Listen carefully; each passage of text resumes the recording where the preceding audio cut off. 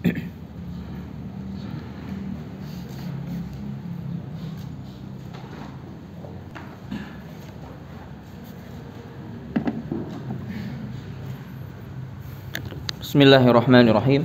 Assalamualaikum warahmatullahi wabarakatuh.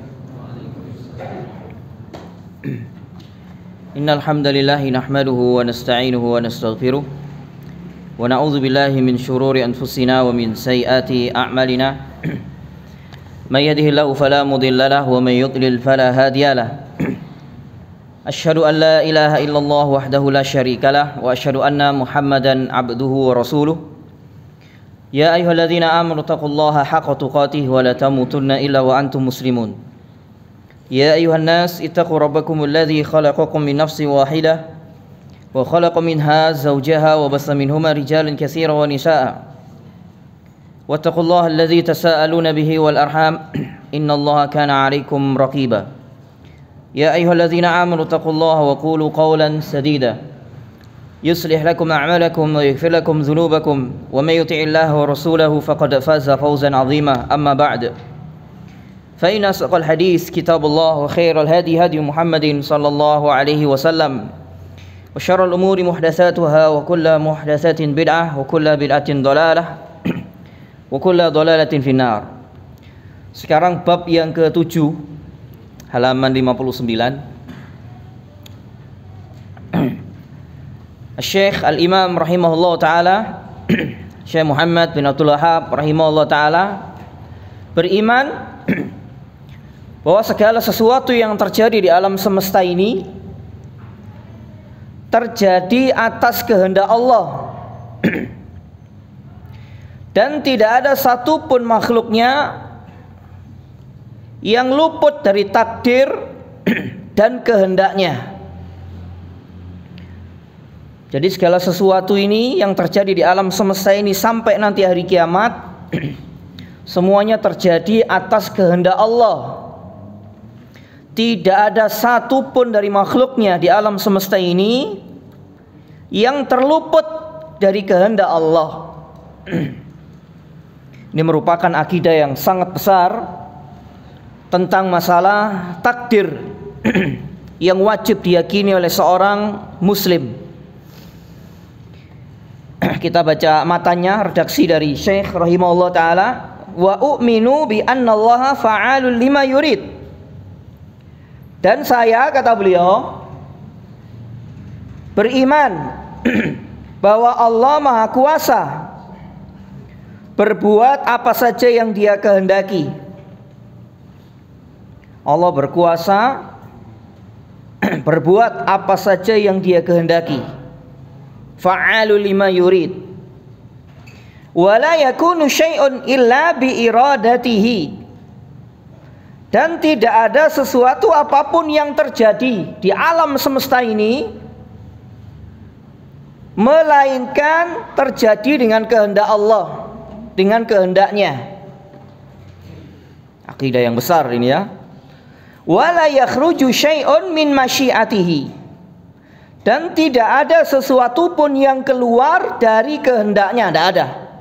Semua makhluk ini berada dalam kehendak Allah di alam semesta ini. Wa laisa syai'un fil alam yakhruju an taqdirihi. Dan tidak ada sesuatu pun di alam semesta ini yang keluar dari takdirnya, yang keluar dari takdir Allah, kehendak Allah.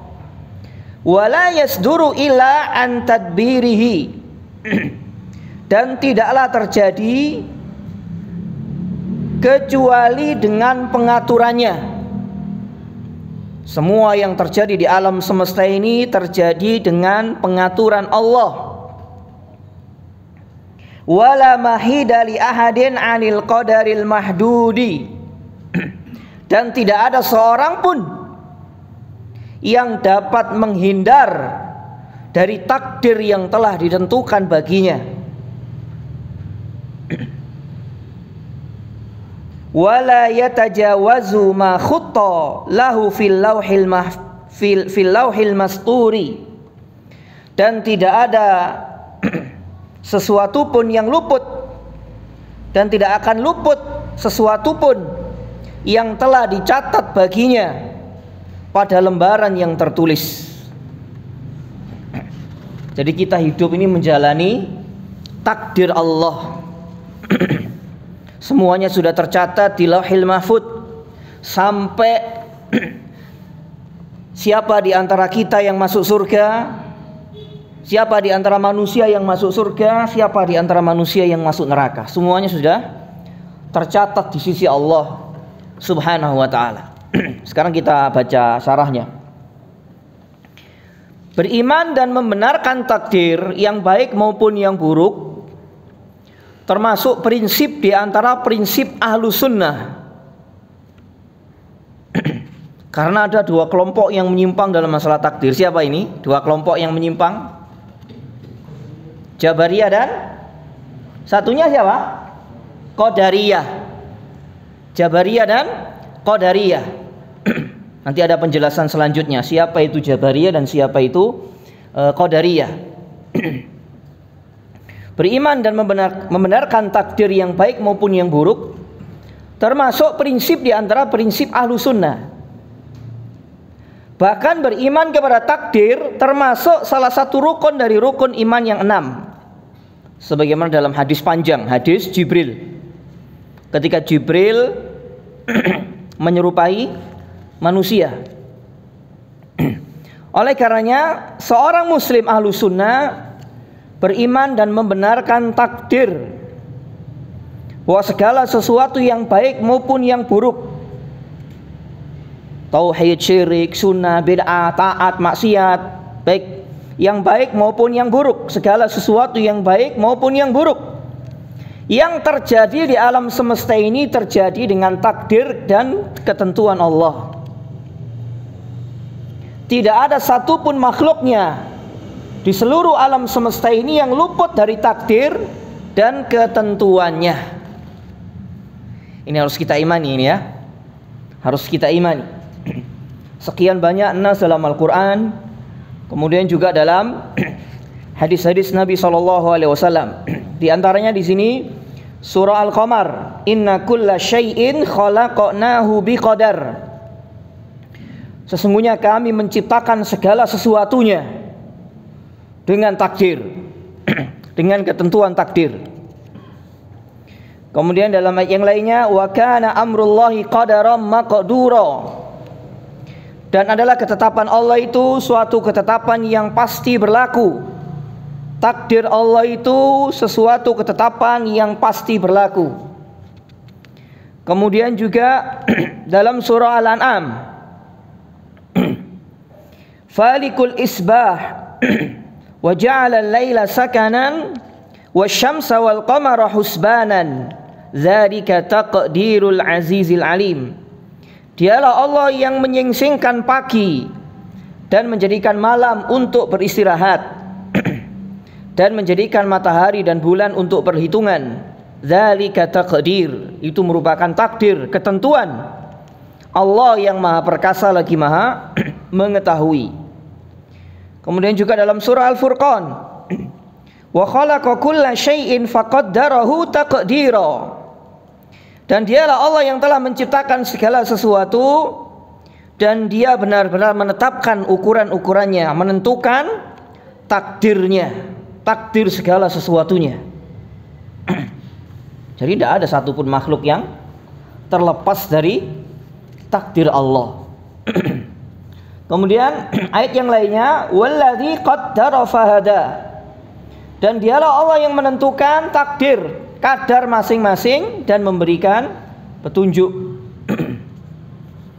Kemudian dalam hadis, la yu'minu 'abdun, tidak beriman seorang hamba hatta yu'mina bil qadari khairihi wa syarrihi, sehingga dia beriman kepada takdir yang baik maupun yang buruk. Jadi harus diyakini, diimani segala sesuatu yang baik maupun yang buruk yang terjadi di alam semesta ini semuanya terjadi dengan takdir Allah. Semuanya terjadi dengan takdir Allah, hatta ya'lama annama asabahu lam yakun liyukhti'ahu wa annama akhta'ahu lam yakun liyusibahu.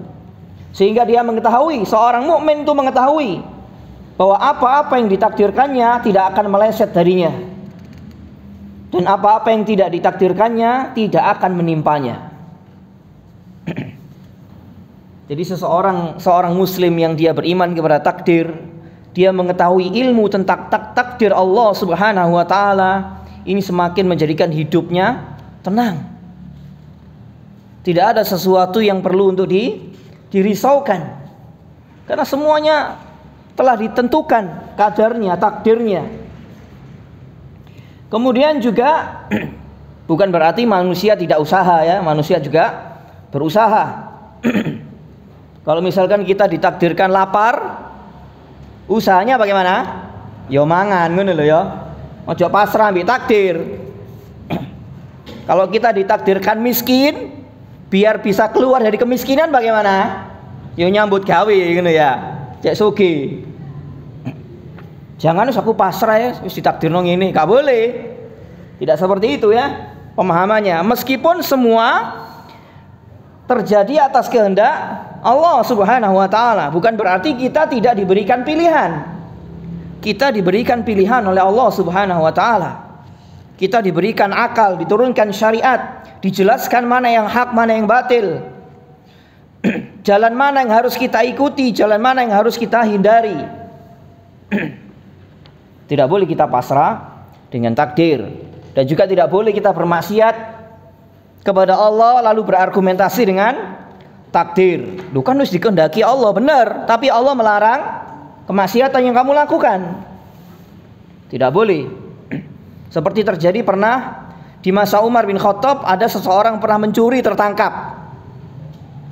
Ditangkap ini, mau diadili sama Umar. Mau dipotong tangannya. Lalu dia berargumentasi, wahai Amirul Mukminin, bukankah saya mencuri ini sudah ditakdirkan oleh Allah? Kira-kira ya boleh ada yang jawab? Oh iya ya bener ya. Apa ngono? Iya. Amirul Mukminin, salah seorang sahabat yang mulia, orang alim di antara ulama, di antara sahabat, ulama di antara sahabat. Aku juga akan memotong tanganmu karena takdir Allah. Gak kalah pinter ya. Orang paham Quran dan Sunnah cerdas, pinter. Gitu. Tapi kalau nggak ngerti Quran dan Sunnah, dijawab seperti itu oleh orang yang mencuri tadi, ya pelung-pelung ya. Oh iya bener dibayar gitu ya. Gitu. Tapi karena orang yang paham dengan Quran dan Sunnah, gak bisa sudah. Oleh karena itu orang-orang berilmu merupakan hujjah bagi manusia ini di atas muka bumi ini. Orang berilmu merupakan hujjah bagi orang-orang atau bagi seluruh umat manusia di atas muka bumi ini. Hujjah.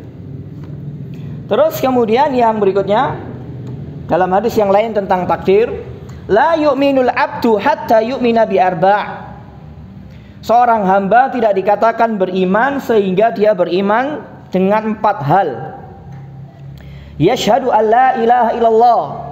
Dia bersaksi bahwasanya tidak ada sesembahan yang patut untuk diibadahi kecuali hanya Allah. Seorang muslim harus menetapkan satu-satunya yang patut diibadahi hanya Allah, dan dia mengingkari, berlepas diri dari segala bentuk kesyirikan dan kekufuran dan para pelakunya. Ini konsekuensi la ilaha illallah. Kemudian 2, anni Rasulullah, dan bahwasanya aku adalah utusan Allah. Seseorang yang mengikrarkan, bersyahadat, menyatakan persaksian bahwasanya Muhammad adalah utusan Allah, yang pertama dia harus mentaati Rasulullah dalam segala apa yang beliau perintahkan, meninggalkan segala apa yang beliau larang, membenarkan segala perkara apa saja yang beliau kabarkan, meskipun tidak sesuai dengan akal-akal manusia. Tapi kalau itu Nabi yang mengatakan, wajib seorang beriman membenarkannya. Karena di zaman kita ini sekarang banyak sekali sabda Nabi SAW ditolak oleh manusia disebabkan tidak sesuai dengan akal, gak masuk akal. Nah, kita gak boleh seperti itu, tidak boleh. Karena sekarang banyak sekali orang berani menentang Nabi Sallallahu Alaihi Wasallam hanya karena tidak sesuai dengan akalnya. Kita nggak boleh, orang mukmin nggak boleh. Kalau Nabi yang mengatakan meskipun tidak bisa dimasuk akal, wajib kita benarkan, wajib kita imani. Itu seorang mukmin. Karena beliau tidaklah berbicara kecuali berdasarkan wahyu yang Allah wahyukan kepadanya. Wa ma yantiqu anil hawa in huwa illa wahyu yuha. Kemudian wa yu'minu bil ba'tsi ba'dal mauti wa yu'minu bil qadar. Dia beriman dengan hari kebangkitan setelah kematian dan dia beriman kepada takdir. Kemudian dalam hadis yang lainnya, salasatun la yaqbalullahu minhum yaumal qiyamati sarfan wala adlan. 3 golongan yang pada hari kiamat Allah tidak akan menerima amal mereka yang wajib maupun yang sunnah. Insyaallah. Amal wajib maupun sunnah nggak diterima nanti pada hari kiamat. 3 golongan ini. Yang pertama, akun, orang yang durhaka kepada kedua orang tuanya. Ini tidak boleh, ini ya, haram hukumnya. Apalagi seorang penuntut ilmu, dia semakin rajin ngaji, semakin rajin belajar agama, semakin baik perangainya kepada orang tuanya, semakin berbakti kepada kedua orang tuanya. Kemudian wamanan. Wamanan ini orang-orang yang mengungkit-ungkit pemberian. Kalau bahasa Jawa ini apa senengan? Bahasa Jawa apa ngungkit-ngungkit ini? Ngundat-ngundat ya. Ngundat-ngundat gak boleh. Kalau sudah memberi sesuatu kepada orang lain sudah ikhlaskan karena Allah. Meskipun orang yang kita beri itu nggak tahu terima kasih, ya. Orang yang memberi jangan sampai mengungkit-ungkit. Kita sebagai seorang muslim yang baik, orang yang diberi yo matur suwun ngono lho. Ya. Seseorang tidak dikatakan bersyukur kepada Allah sehingga dia bersyukur atau berterima kasih kepada manusia.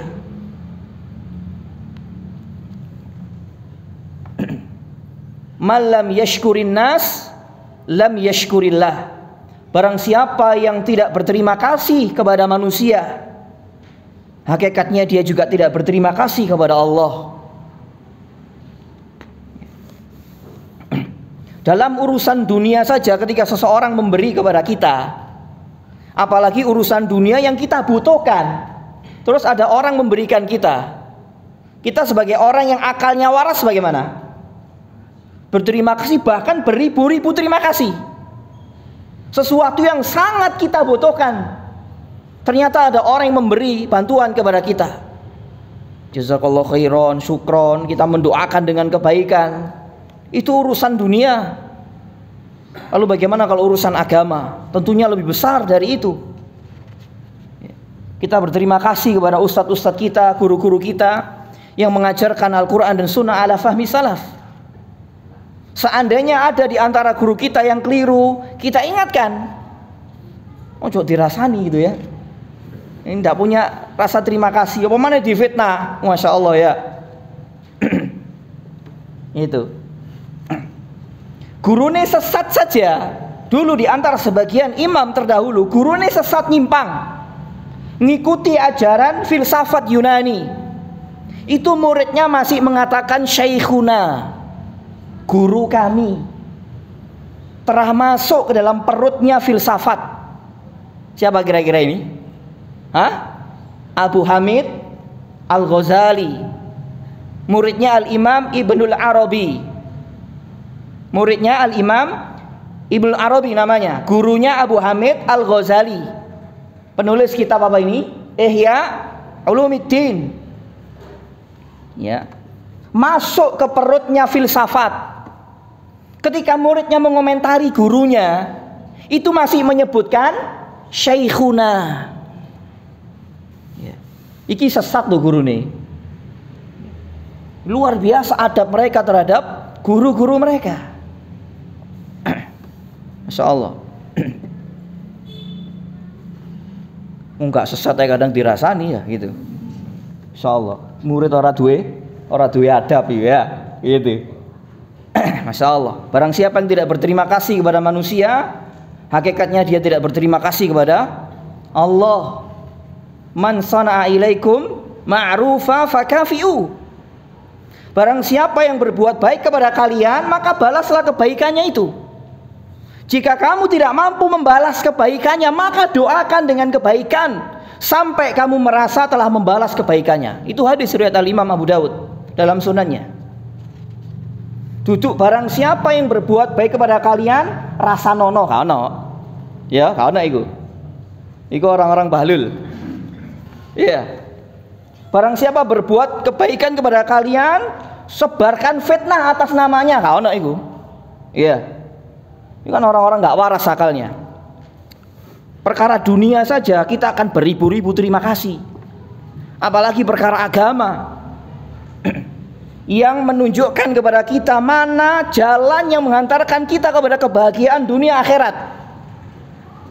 dan mana jalan yang bisa menyebabkan kita hancur dunia akhirat. Dikasih tahu. Tentunya orang-orang seperti ini lebih berhak kita beribu-ribu terima kasih ya. Karena orang-orang yang mengajarkan agama kita, agama kepada kita adalah orang yang paling berjasa dalam hidup kita setelah kedua orang tua kita. Setelah kedua orang tua kita. Jadi kita doakan dengan kebaikan. Al-Imam Ahmad bin Hanbal itu dalam doa-doanya sering mendoakan gurunya Al-Imam Asy-Syafi'i, mendoakan dengan kebaikan. Terus kemudian ini manan ya, gak boleh. Nek wis ngekei wong ya wis sudah diikhlaskan karena Allah. Wa mukadzibun bil qadar. Yang ketiga, golongan yang ketiga yang tidak akan diterima amalnya yang wajib maupun yang sunnah nanti pada hari kiamat adalah orang yang mendustakan takdir. Mendustakan takdir, tidak percaya dengan adanya takdir. Dalam hadis yang lainnya, beliau sallallahu alaihi wasallam bersabda, "Sayakunu fi ummati aqwamun yukadzibuna bil qadar."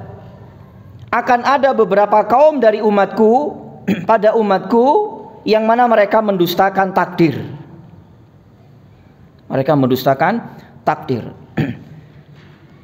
Dalam hadis yang lainnya, beliau sallallahu alaihi wasallam mengatakan, "Al-mu'minul qawiyyu khairun wa habbu ila Allah minal mu'minid dhaif."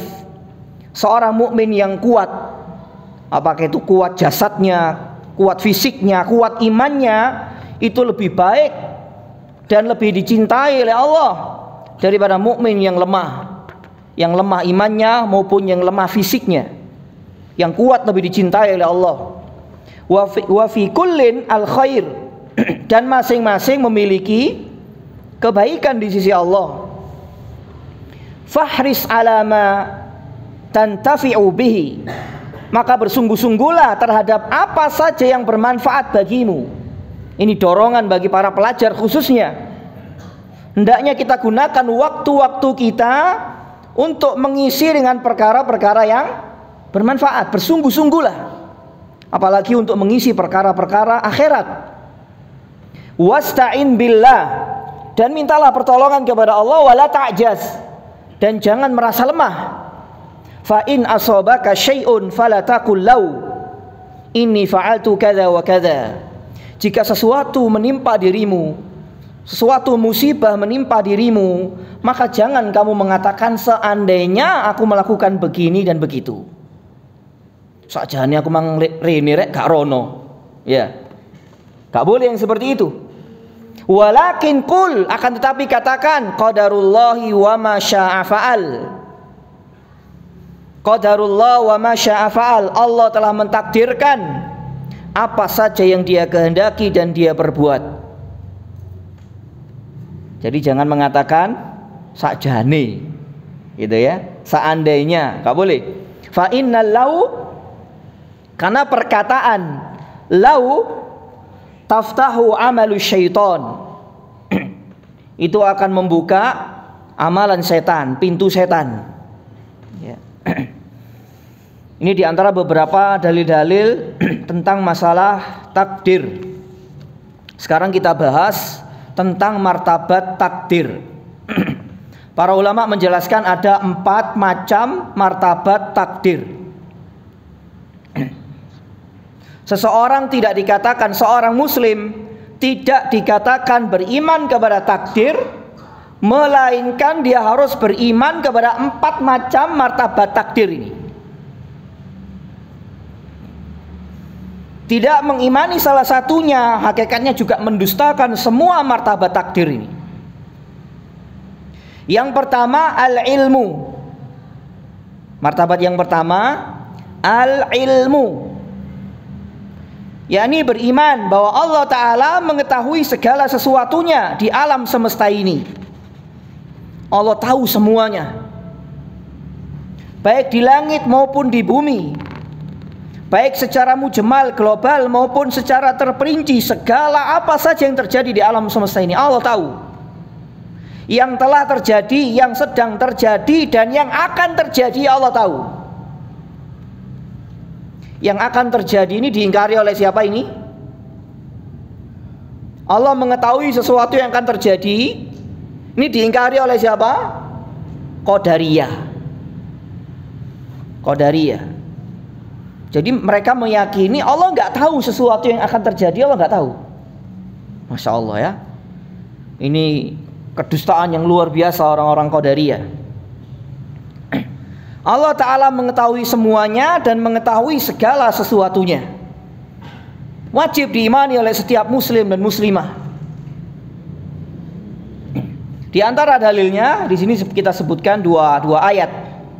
Wa huwa bikulli syai'in alim. Dan dia Allah mengetahui segala sesuatunya. Kulli syai', segala sesuatu yang ada di alam semesta ini. Sampai disebutkan dalam sebuah ayat yang maknanya dalam surah Al-A'raf kalau tidak keliru ya, tidaklah ada sebuah daun yang jatuh dari pohonnya melainkan dengan pengetahuannya. Sementara jumlah daun di bumi ini berapa banyak ya? Tidak ada satupun daun yang jatuh melainkan dengan pengetahuan Allah. Allah mengetahuinya. Terus kemudian dalam ayat yang lainnya, alam tara annallaha ya'lamu ma fis samawati wa ma fil ard. Tidakkah kamu memperhatikan bahwa Allah mengetahui segala sesuatu yang ada di langit dan di bumi? Kemudian di penutup ayat itu, innallaha bikulli syai'in alim. Sesungguhnya Allah mengetahui segala sesuatunya. Dan sangat banyak sekali ayat-ayat yang semisal ini dalam Al-Quran. Sangat banyak sekali. Itu martabat yang pertama. Martabat yang kedua, al-kitabah. Al-kitabah, yakni beriman bahwa Allah telah mencatat dan menetapkan semua takdir makhluknya dalam Lauhil Mahfuz. Harus kita imani ini. Termasuk kita duduk di sini di jam sekarang ini, di hari ini, detik ini telah tercatat di sisi Allah Subhanahu wa taala. Wajib kita imani. Di sini kita bawakan beberapa dalil dari Al-Qur'an dan hadis. Alam ta'alam annallaha ya'lamu ma fis sama'i wal ard. Apakah kamu tidak mengetahui bahwa Allah mengetahui apa saja yang ada di langit dan di bumi? Inna dzalika fi kitab. Bahwasanya yang demikian itu terdapat dalam sebuah kitab, tercatat dalam Lauhil Mahfuz. Inna dzalika 'ala Allahi yasir. Sesungguhnya yang demikian itu amat mudah bagi Allah. Kemudian dalam ayat yang lainnya, wa kullu syai'in ahsainahu fi imamin mubin. Dan segala sesuatunya kami kumpulkan, kami tetapkan, kami catat dalam kitab induk yang nyata, Lauhil Mahfuz. Kitab catatan takdir seluruh makhluknya sampai hari kiamat, Lauhil Mahfuz itu. Kemudian dalam hadis, 50.000 tahun sebelum Allah menciptakan langit dan bumi, Allah telah tuliskan dan tetapkan takdir semua makhluknya. 50.000 tahun sebelum Allah menciptakan langit dan bumi. Hal ini sebagaimana sabda Nabi SAW, kataballahu maqadiral khalaiq qabla an yakhluqas samawati wal arda bi 50.000 sanah. Allah telah mencatat takdir semua makhluknya sebelum menciptakan langit dan bumi 50.000 tahun. Masya Allah ya. Termasuk kita duduk di sini. Qala, lalu beliau bersabda, wa arsyuhu 'alal ma, dan arsy-Nya Allah berada di atas air. Kita imani arsy Allah berada di atas air. Dan Allah Subhanahu wa taala berada di atas arsy, maha tinggi di atas semua makhluknya. Wajib kita imani. Ya. Sudah kita bahas dulu ya tentang masalah nama-nama dan sifat-sifat Allah. Kemudian dalam lafaz yang lainnya, beliau sallallahu alaihi wasallam bersabda, inna awwala ma khalaqallahu al-qalam. Sesungguhnya pertama-tama makhluk yang diciptakan oleh Allah adalah al-qalam. Faqala lahu uktub, maka Allah berfirman kepada pena itu, tulislah. Qala rabbi wa ma aktub, ya Allah, apa yang harus aku tulis? Qala, lalu Allah berfirman, uktub maqadira kulli syai'in hatta taquma sa'ah. Tulislah semua catatan takdir semua makhluk, segala sesuatu catatan takdir sampai datangnya hari kiamat. Lalu penutup dalam hadis itu beliau mengatakan, man mata ala ghairi hadza falaysa minni. Barang siapa mati di atas selain keyakinan ini, gak percaya dengan apa yang disabdakan oleh beliau, maka dia bukan termasuk golonganku. Masya Allah. Kemudian juga dalam hadis yang lainnya, Nabi mengkhabarkan tentang seorang janin. Ini masing-masing kita dulu ini ya, yang berada dalam rahim ibunya, yang telah ditiupkan ruh kepadanya dan ditetapkan 4 catatan takdir baginya. Rizkinya, ajalnya, amalnya, termasuk orang yang bahagia atau orang yang celaka, semuanya sudah ditakdirkan oleh Allah. Cuman takdir ini adalah perkara rahasia Allah, tidak ada yang mengetahuinya kecuali Allah, dan diketahui oleh makhluk setelah terjadi.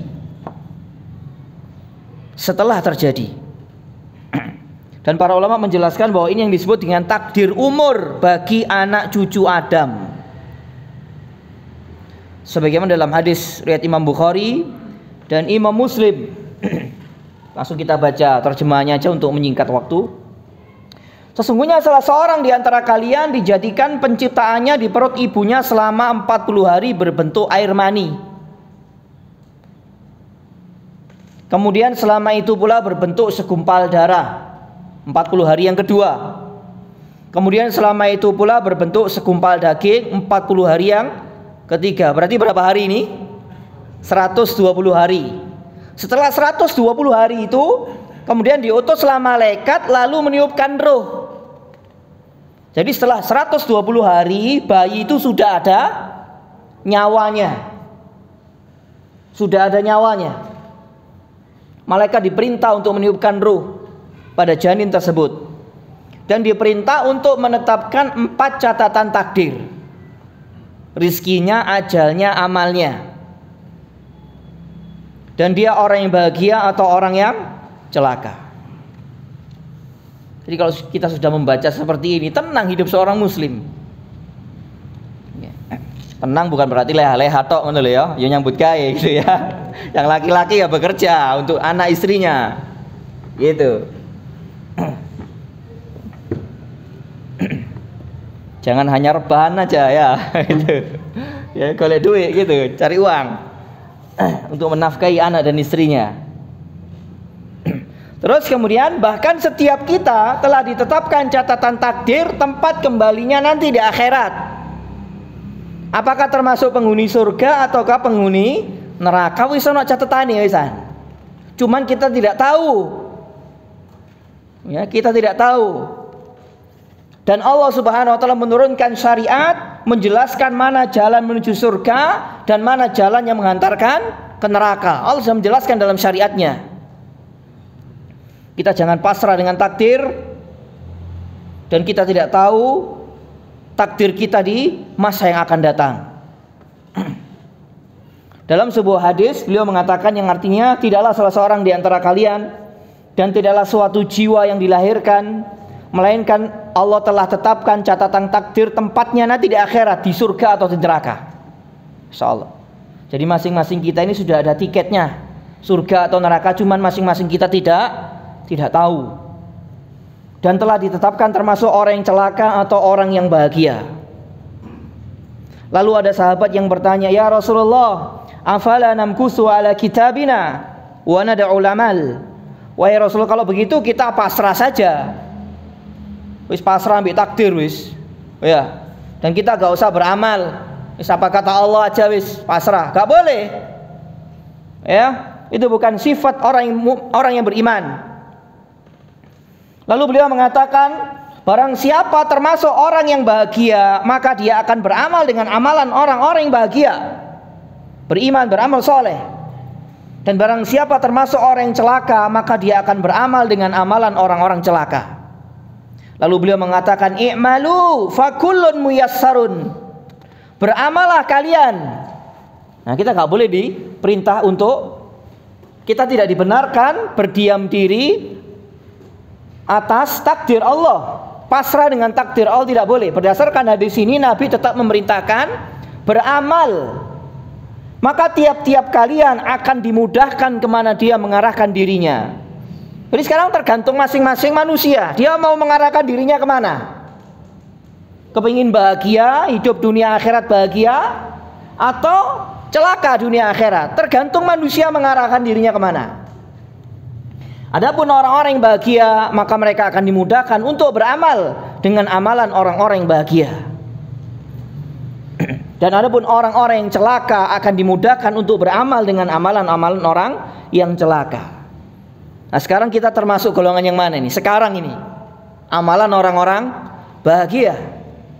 Kita memohon sabat, keteguhan kepada Allah agar dijadikan istiqomah beramal dengan amal-amal orang-orang yang bahagia sampai diwafatkan oleh Allah. Oh, cuma enggak oleh serius bener gitu loh ya. Kalau sudah tahu yang benar, pegang erat sampai berjumpa dengan Allah Subhanahu wa ta'ala. Apalagi kita pelajar, kita harus teguh pendirian di atas kebenaran ini sampai kita berjumpa dengan Allah. Dan jangan terpengaruh dengan siapapun yang menyalahi kebenaran agama Allah dan Rasulnya. Dan pernah saya katakan, orang yang dikatakan teguh pendirian ini tahu ilmu ya. Tahu ilmu, tahu jalan yang benar, jalan Nabi dan para sahabatnya tahu. Dia berada di atas jalan mereka, dibangun di atas ilmu, istiqomah di atas jalan Nabi dan para sahabatnya sampai berjumpa dengan Allah. Ini teguh pendirian. Kalau orang nggak punya ilmu, bukan teguh pendirian itu ya.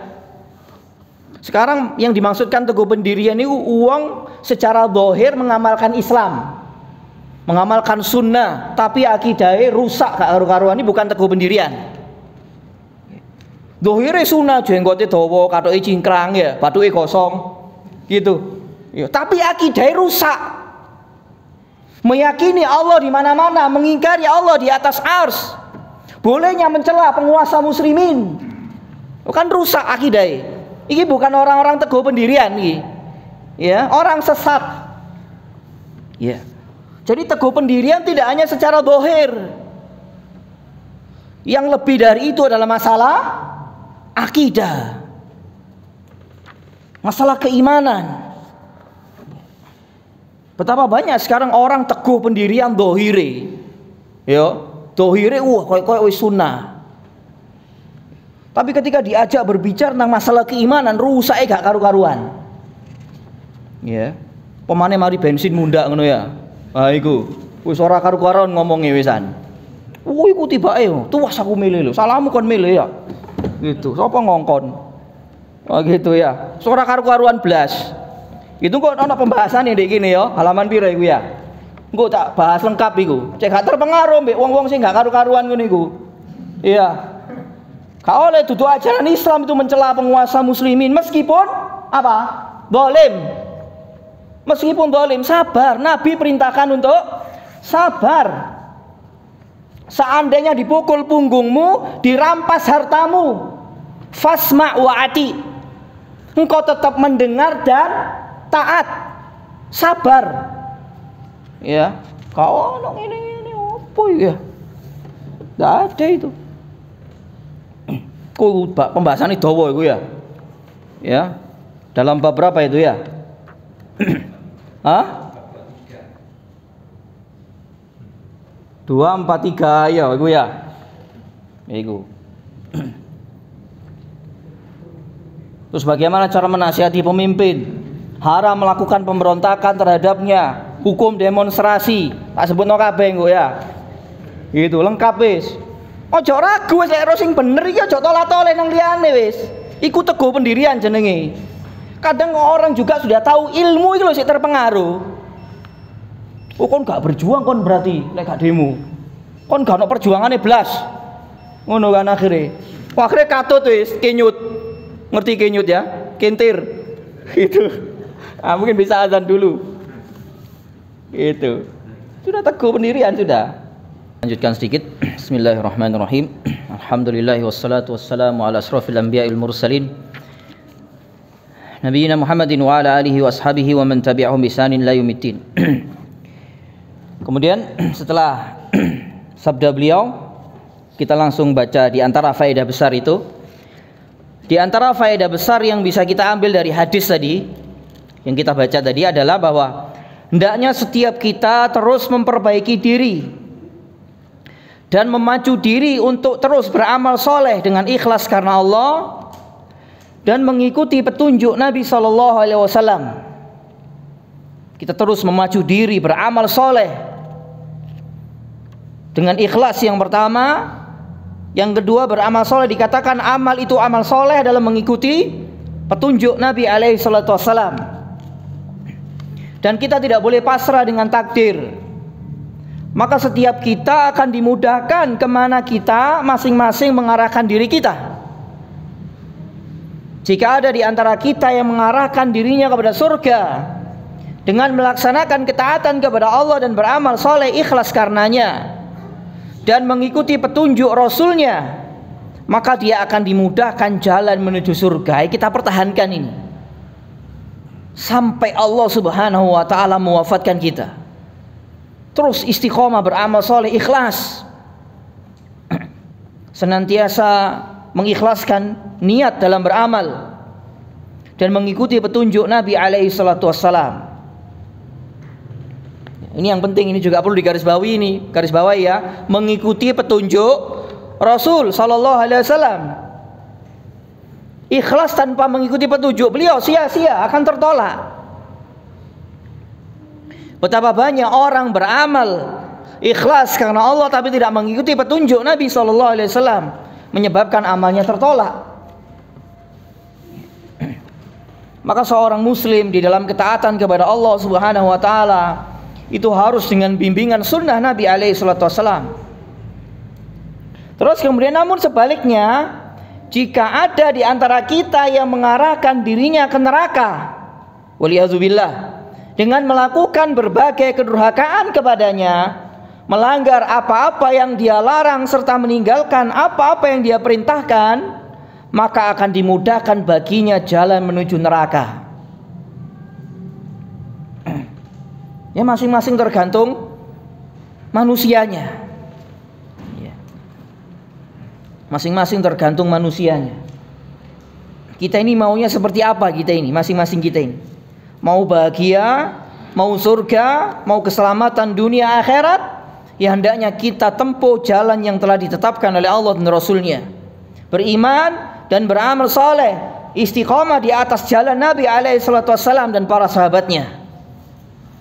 Maka Allah akan memudahkan masing-masing kita jalan menuju surga. Tapi jangan sampai sebaliknya, ya. Jangan sampai sebaliknya. Wallahu taala alam bisawab. Ya mungkin ini yang bisa kita bahas. Kalau kita lanjutkan panjang ya. Insyaallah kita lanjutkan pertemuan yang berikutnya. Semoga bermanfaat, menambah iman, menambah ilmu, dan semoga Allah menjadikan kita semua istiqomah di atas Islam, di atas sunnah, di atas tauhid, di atas manhaj yang hak sampai Allah Subhanahu wa ta'ala mewafatkan kita masing-masing. Aqulu qouli hadza wa astaghfirullah li wa lakum. Kita akhiri dengan doa kafaratul majelis. Subhanakallahumma wa bihamdika asyhadu an la ilaha illa anta astaghfiruka wa atubu ilaik. Assalamualaikum warahmatullahi wabarakatuh.